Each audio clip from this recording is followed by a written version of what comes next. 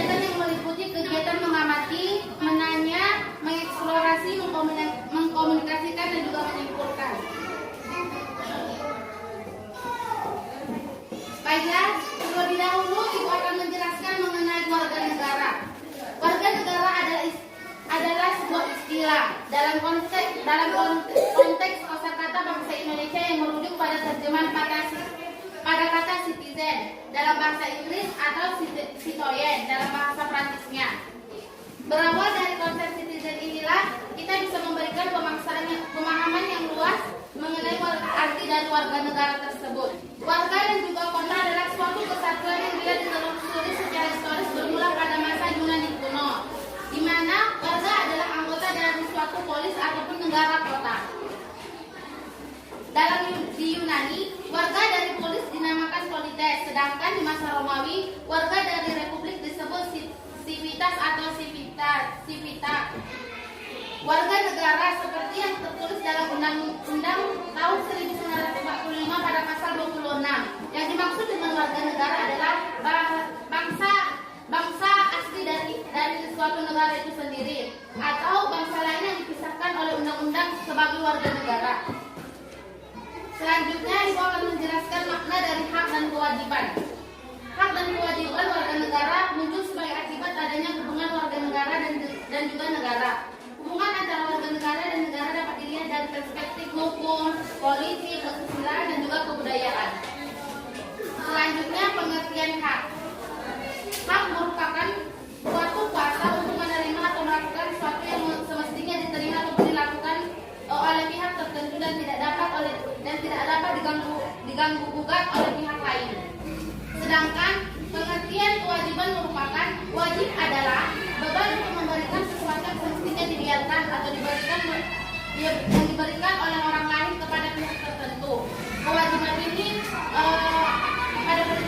pada prinsipnya dapat dituntut secara paksa oleh yang berkepentingan. Kewajiban juga merupakan sesuatu yang harus dilakukan dengan penuh rasa tanggung jawab. Kewajiban juga merupakan sesuatu yang harus dilaksanakan dan juga dilakukan. Jadi, hak dan kewajiban ini harus dilaksanakan secara seimbang agar ketika melaksanakan kewajiban kita juga dapat memperoleh suatu hak.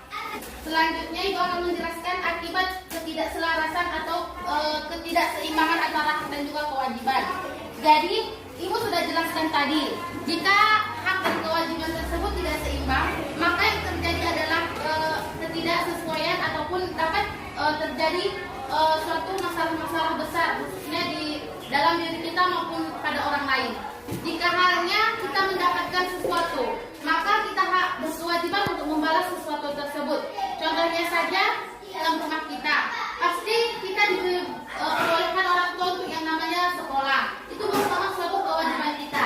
Hak kita di situ yaitu kita membantu orang tua ataupun patuh terhadap orang tua. Itulah yang menjadi hak kita dan juga kewajiban kita untuk dapat menerima yang namanya pendidikan. Baiklah, sampai sini apakah ada murid-murid yang ingin bertanya? Jika tidak ada, Ibu akan membagi kalian ke dalam kelompok diskusi.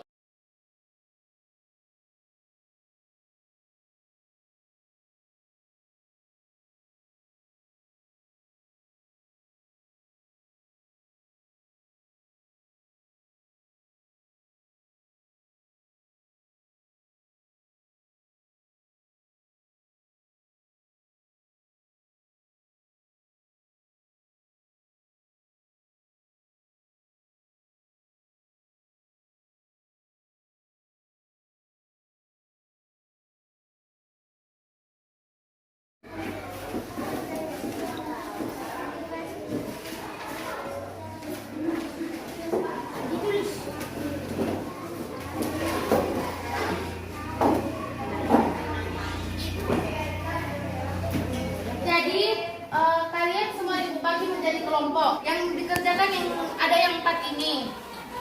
Yang pertama, apa saja contoh dari hak dan kewajiban di rumah, di sekolah maupun di lingkungan masyarakat. Seperlu apakah mempelajari hak dan kewajiban itu? Baiklah, Ibu meminta kalian untuk bekerja sama dalam kelompoknya untuk menjawab pertanyaan yang ibu berikan.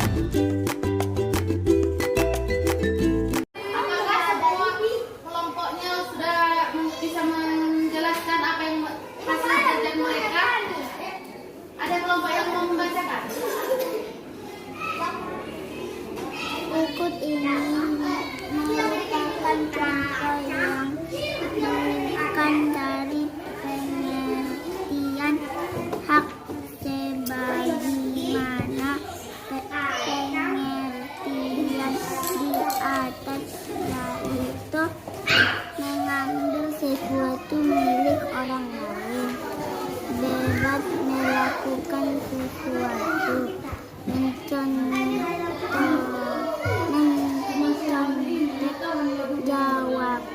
jawaban teman, etika sedang belajar, membiarkan kelas kotor, tidak melaksanakan tugas sekolah, tidak membantu.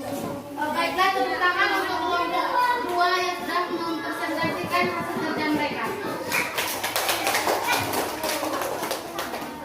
Ada lagi yang mau mempresentasikan kelompoknya? Ya, kelompok 3. Menjadi orang yang baik, menjadi orang satu sopannya, menjadi orang apa tugas. Kelompok 1, 2, dan 3 menyelesaikan tugas kelompoknya. Itu penguatan materinya. Ibu akan memberikan game pencocokan, di mana pada momen penerapan hak dan kewajiban ini kita mengetahui dalam kehidupan sehari-hari apa dia hak dan juga kewajiban kita. Contohnya saja pada gambar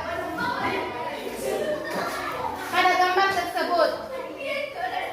Anak-anak bisa melihatnya.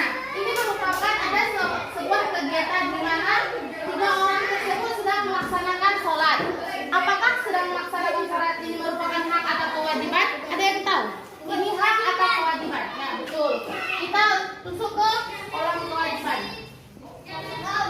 Ya, seperti pada kegiatan tersebut.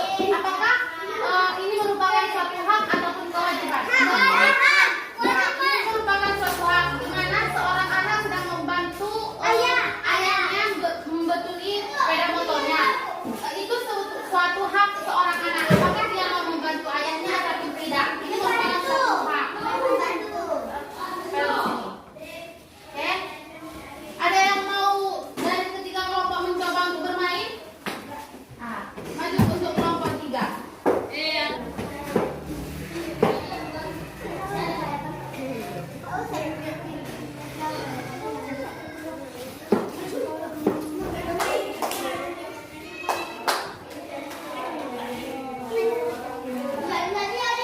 Itu hak atau kewajiban?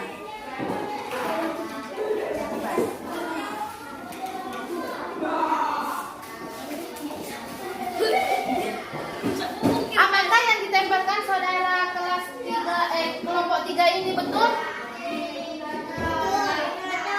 Ada yang menjawab betul? Ada yang menjawab salah? Yang ditempelkan ini betul. Itu merupakan suatu hak, suatu kewajiban kita. Dimana kalau kita pergi sekolah pasti kita menyalam kedua orang tua kan? Itu merupakan suatu kewajiban, bukan hak ya. Ada lagi yang mau bertanya?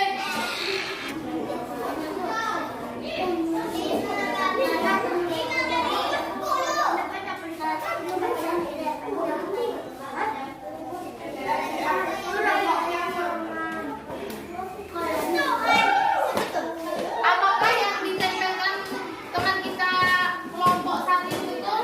Betul. Enggak. Yang ditempelkan teman kita Aura itu betul.